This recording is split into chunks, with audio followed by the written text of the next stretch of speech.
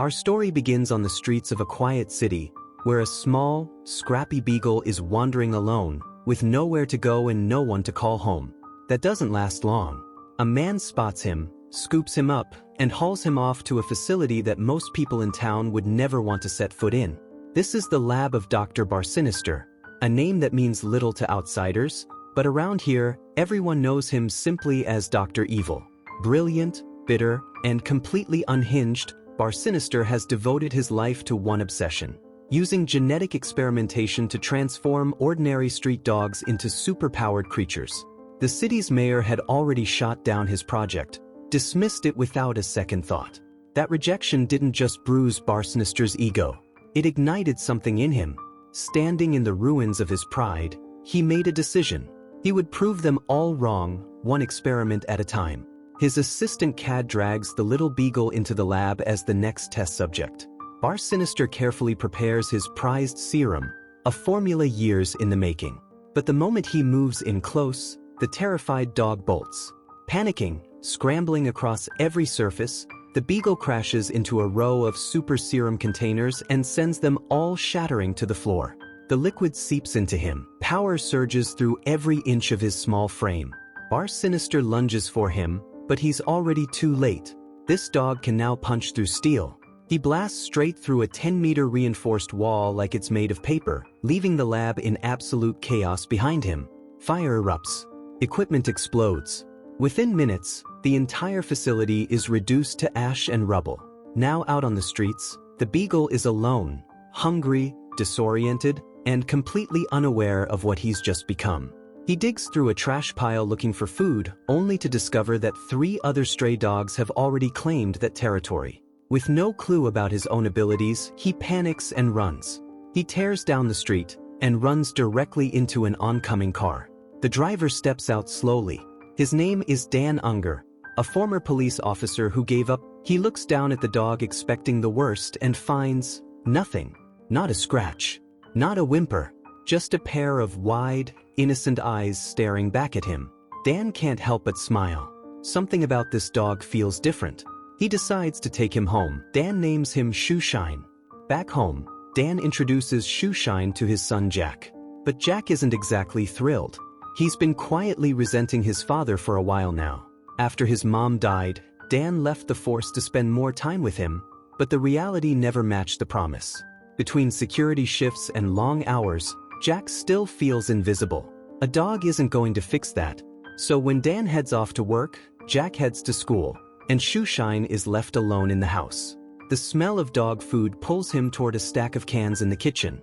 Shoeshine tries to pry one open, and the entire can explodes, food flying across the walls in every direction. Convinced his new owner will kick him out the moment he sees it, Shoeshine frantically tries to clean up the mess. That's when the mailman shows up. Shoeshine hops up to the window and starts barking. The mailman, feeling bold, decides to taunt him, a decision he immediately regrets. Shoeshine lets out one sharp bark, and the sheer force of it shatters the window glass and cracks the lenses clean out of the mailman's glasses. The guy doesn't even wait around. He's gone. With the house quiet again, Shoeshine notices a tennis ball tucked under the couch. He dashes for it, and accidentally rips the entire couch out of the floor. When Jack comes home that afternoon, he stops dead in the doorway. The place looks like it's been ransacked. He demands to know what happened, and that's when Shoeshine opens his mouth and quietly says, "I'm sorry. It was an accident." Jack's jaw drops. Shoeshine looks just as stunned. Neither of them had any idea that he could speak, or that a human could actually understand him. For a long moment, they just stare at each other. Then they both scream. Once things settle down, the two of them head to the park. Jack looks at Shoeshine and asks the obvious question, "How did any of this happen?" Shoeshine thinks back. There was a lab, strange men, and then a flood of glowing blue and red liquid that soaked into him and changed everything. Neither of them fully understands what comes next, but something tells them this is only the beginning. While the two of them are still talking, Jack's friend Molly walks up with her dog Polly, a sweet female beagle. The moment Shoeshine spots her, his tail goes into overdrive. He grins and mutters, "She looks like Miss Universe." While Molly and Jack chat, Shoeshine quietly slips over to Polly and strikes up a conversation. Polly has no idea she's talking to a dog who can actually speak. After a while, Molly and Polly head home. Jack starts testing Shoeshine's abilities, and what he finds blows his mind. Super strength, super speed, super hearing, the whole package. Then suddenly Shoeshine's ears snap to attention. From miles away, he picks up the sound of Molly and Polly screaming. He's moving before Jack can even react. They're in trouble. I have to go. And he's gone. Tearing down the street, Shoeshine discovers something new. He doesn't just run fast, he can fly.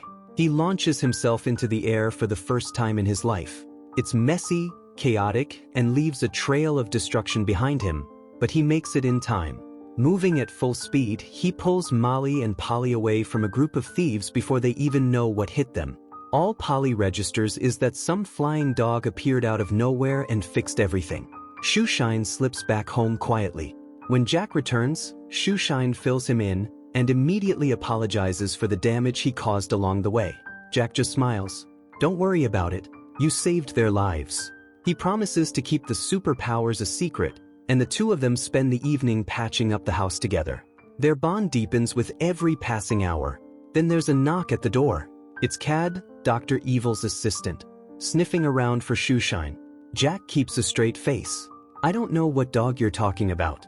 Cad looks suspicious but leaves without pressing further. That evening, Dan comes home to a house that's seen better days and loses his temper. Jack has absolutely no idea how to explain that his dog is now a superhero. From that point on, Jack and Shoeshine are inseparable. When Shoeshine comes home one day after stopping a bank robbery mid-heist, Jack can barely contain his excitement. You're not just my dog anymore. You're this city's hero. Jack decides the secret needs protecting and builds Shoeshine a proper superhero costume. Red cape, blue suit, and a bold letter U across the chest. Shoeshine puts it on, catches his reflection in the mirror, and smiles. I'm not Shoeshine anymore. I'm Underdog. From that day forward, the little dog becomes the city's guardian. Lost kids, fleeing criminals, people in danger. He shows up every time. It doesn't take long before the whole city knows his name. Every newspaper, every TV channel, one story, Underdog, the flying superhero. But across town, Dr. Barsinister is growing increasingly frustrated. He's been trying to replicate the serum that created Shoeshine, and every single attempt has failed. Furious, he turns to Cad. I need his DNA. Whatever it takes. Cad nods and gets to work. He disguises himself as a helpless old woman and stages a fall outside a building. Shoeshine spots the scene and swoops right in. Don't worry, I've got you. But the moment he lands, he realizes, this is Cad. He twists to break free, but Cad locks onto his collar with both hands. They struggle across the pavement, Cad's disguise tearing apart in the process. Shoeshine finally wrenches himself loose and bolts. But Cad is left holding the collar. He brings it straight back to Barsinister, who lifts it slowly and inhales. A slow smile spreads across his face. Now I know exactly where he is. Back home, Jack notices the collar is missing and asks about it. Shoeshine plays it cool, probably just fell off somewhere. Neither of them pushes it further. Not long after, Shoeshine crosses paths with Polly again, this time as himself, not Underdog. Polly is already a huge fan of the flying superhero, completely unaware that the dog standing right in front of her is the same one. She sighs and says she wishes she could meet Underdog just once. Shoeshine smiles and tells her, if she ever calls for him, he'll show up. That night, Polly stands alone under the open sky and calls out his name. Seconds later, Underdog lands right beside her.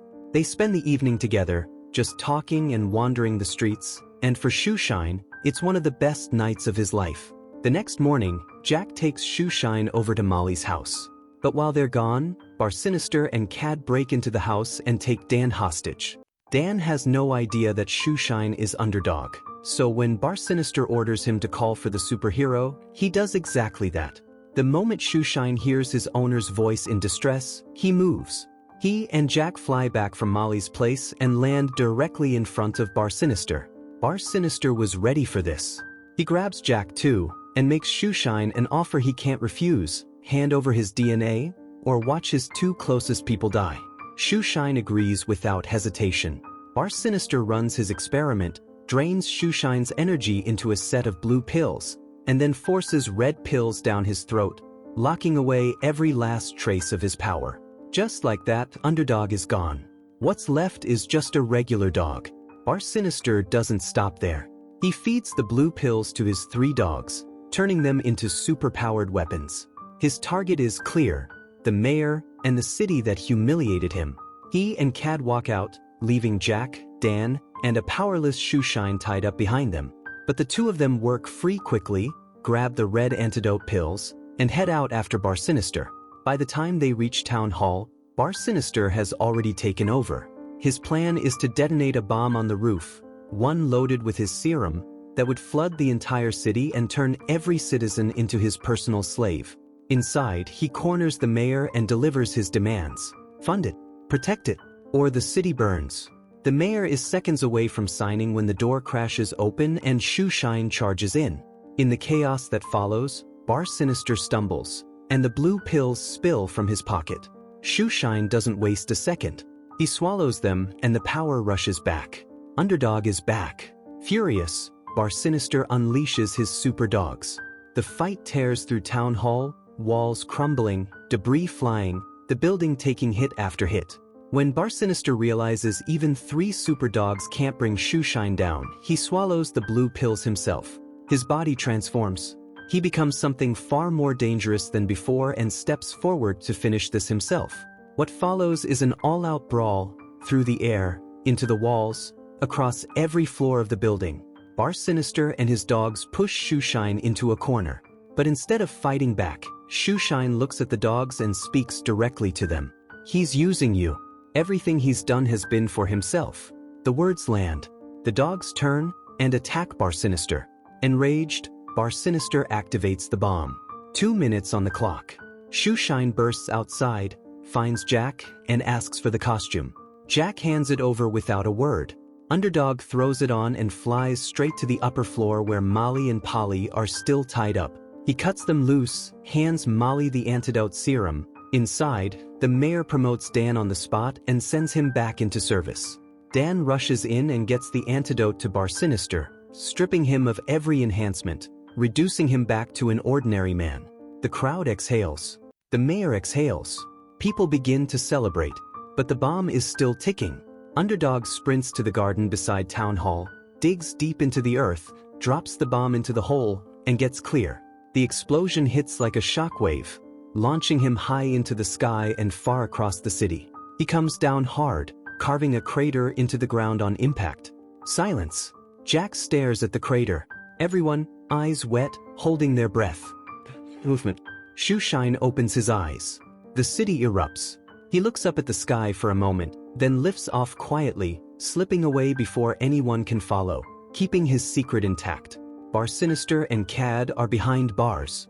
And Shoeshine is back where he belongs, living freely alongside Jack and Polly, no longer afraid of anything on these streets. Because somewhere above this city, Underdog is always watching.